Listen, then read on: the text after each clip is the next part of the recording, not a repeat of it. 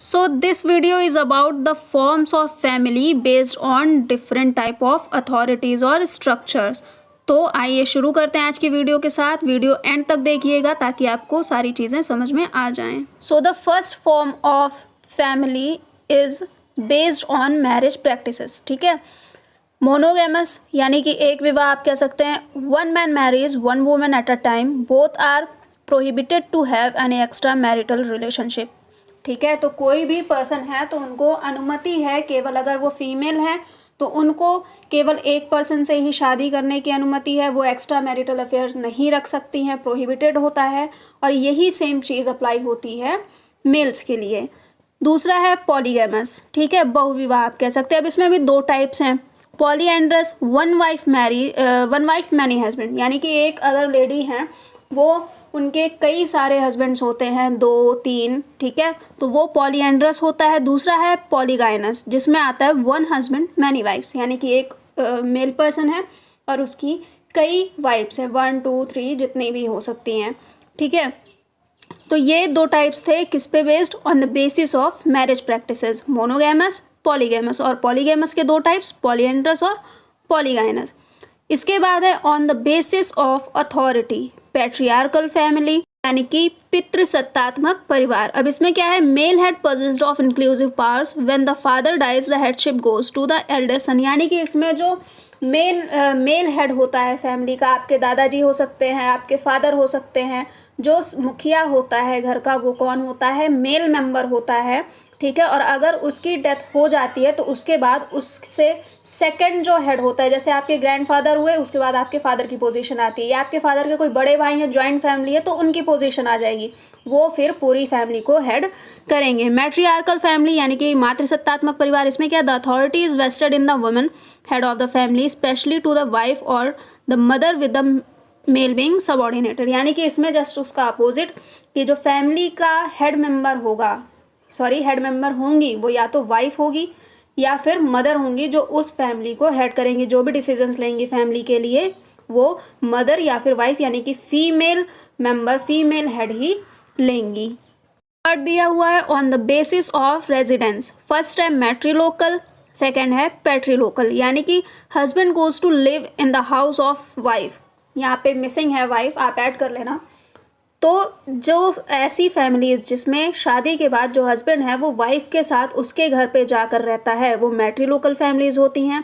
पैट्रिलोकल क्या होती है, wife goes to live in the house of her husband. जो मोस्टली हम अपनी सोसाइटी में देखते हैं कि लड़की की शादी होती है और वो अपने हस्बैंड के साथ उसके फादर के घर या उसके घर जाकर रहती है, तो ये पैट्रिलोकल फैमिली होती है जिसमें wife goes to live in the house of her husband. इसके बाद आता है bilocal, couple live with the parent of either the groom और द ब्राइड. यानी कि इसमें क्या है कि जो कपल है वो या तो ग्रूम की साइड पे रह रहा है या फिर ब्राइड की साइड पे, दोनों साथ में रह रहे हैं, तो वो बायलोकल आता है. फिर है avunculocal, couple lives in uncle's house after their marriage.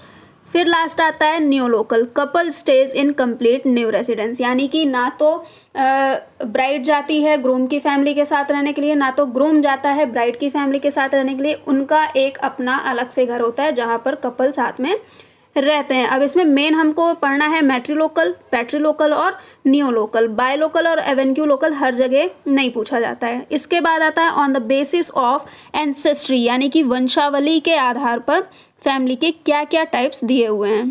पहला दिया हुआ है पैट्रिलिनियल, यानी कि पितृवंशी परिवार. Ancestry continues through the father, the property and the family name also are inherited through the male line.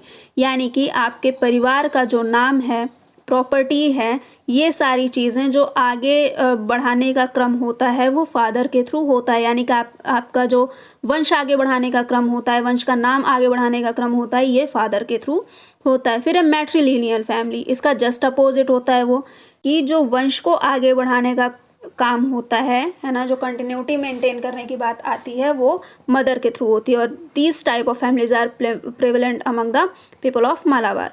फिर है bilateral family, ancestry is record through both mother and father. इसके बाद है एम्बिलिनियल फैमिली. इसमें क्या है कि जो एंसेस्ट्री है वो फर्स्ट जनरेशन, एक जनरेशन में फादर के थ्रू ट्रेस करी जा सकती है, और सेकंड जनरेशन में है ना, जो उसकी दूसरी जनरेशन है, अगर वो एंसेस्ट्री ट्रेस करना चाहती है तो वो मदर के थ्रू भी ट्रेस करी जा सकती है। फिर इसके बाद दिया हुआ है on the basis of structure.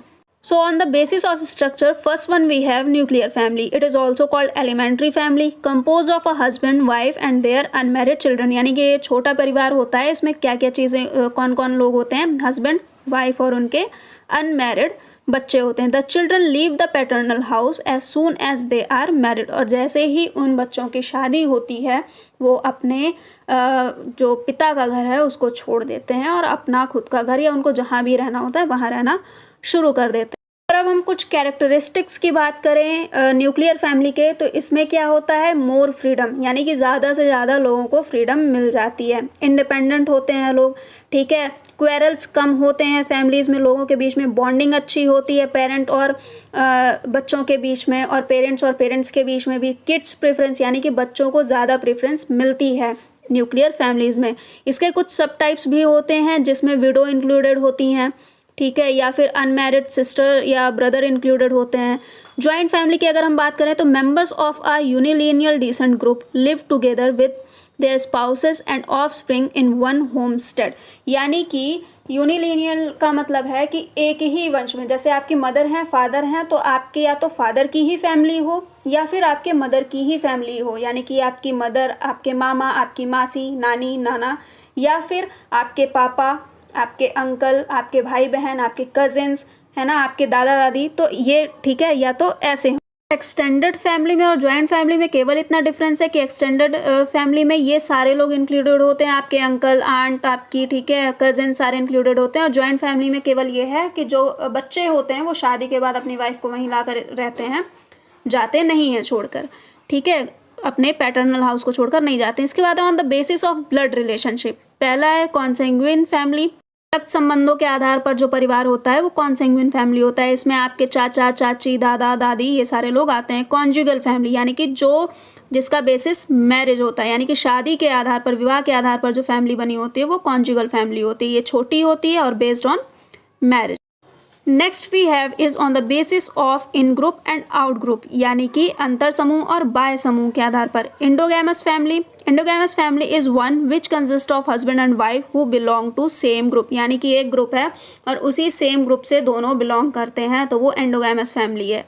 एक्सोगैमस family, when a family consists of husband and wife of different groups such as gotra is called endogamous family, यानी कि जो हिंदू विवाह मेनली होता है वो एक्सोगैमस होता है, यानी कि लोग एक ही गोत्र में विवाह नहीं करते हैं, तो उस तरह की फैमिलीज़ को एक्सोगैमस फैमिली कहा जाता है। अब different scholars have given different kind of families, ठीक है। फर्स्ट है केपी चट्टोपाध्याय ने हमें 3 तरह के परिवार बताए। सिंपल, जिसमें मैन, वाइफ, अनमैरिड चिल्ड्रन आते हैं। कंपाउंड, जिसमें 2 सिंपल फैमिलीज़ आती हैं, ठीक है। कॉम्पोजिट, जिसमें लीनियल और कोलेटरल फैमिलीज़ आती हैं। Next one is burgers have classified them as institutional and companionship families on the basis of behavior of individual member, ठीक है।